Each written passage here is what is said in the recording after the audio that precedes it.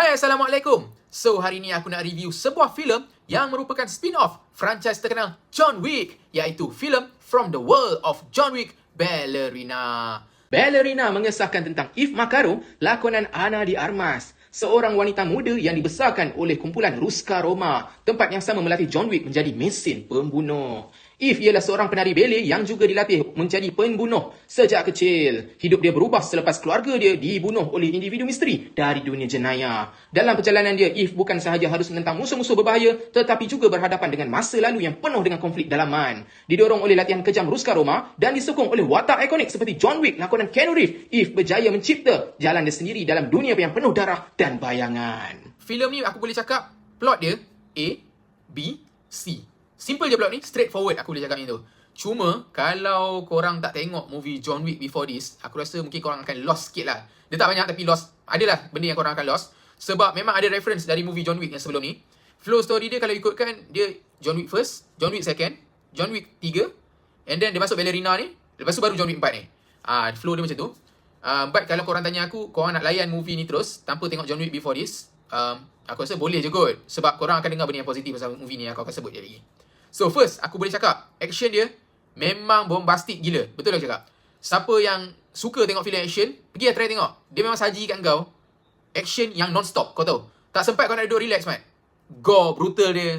Aku tak boleh nak describe dia lebih lah. Kau nak pecah mulut, kau nak badan barai, hancur apa semua, kau nak pecah kepala, semua dia bagi kat kau. Second thing, aku boleh cakap, movie ni, lakonan Ana de Armas as lead actor, memang tip-top. Lakonan dia perempuan, mat. Tapi fighting dia, dah macam mainan dia, mat. Acting dia pun memang nampak natural. Betul aku cakap. Third, aku boleh cakap movie ni laju gila. It's a fast-paced story lah, aku boleh cakap macam tu. Dia tak ada plot hole langsung, kalau ikut kan. Sepanjang 2 jam movie ni, kau memang tak akan rasa boring, kau tak akan rasa draggy apa-apa. 4, aku boleh cakap Keanu Reeves as John Wick. Walaupun kali ni dia bukan main lead and screen time dia tak banyak, dalam 15 minit ke 20 minit je kalau ikut screen time dia. Tapi aura dia bila dia masuk tu, memang betul aku cakap, lain. Dia memang style. 2 benda yang aku kurang sikit dengan movie ni, which is, yang first, aku rasa story dia quite simple lah. At least kau buat lah complicated sikit kan. Second, kau cakap lah macam mana sekalipun, tapi aku memang tak suka dengan final battle yang dekat hujung movie ni. Kalau kau tengok nanti kau tahulah.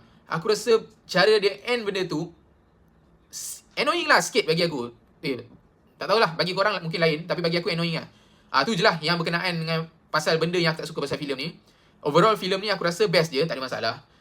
Peminat filem action brutal, munculkan diri korang. Ini memang filem untuk korang, pergi tengok. Movie ni, classification dia rated 18 tahun ke atas. Jangan pandai-pandai bawa budak kecil pergi tengok panggung cerita ni.